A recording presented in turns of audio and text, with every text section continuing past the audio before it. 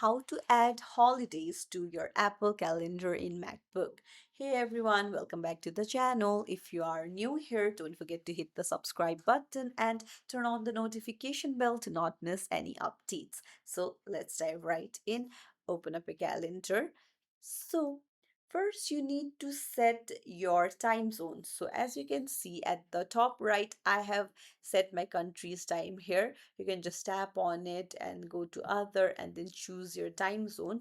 So once you have done that and once you have added your Google account, you can just go to the calendar option in the top left and then you can see holidays option up here. You just need to tick on it and then automatically, as you can see, the holidays appear in green color in your calendar. So this is how you add holidays in your Apple Calendar. It's as simple as that. So if you found this tutorial helpful, don't forget to like the video and subscribe to our channel. Thank you for watching.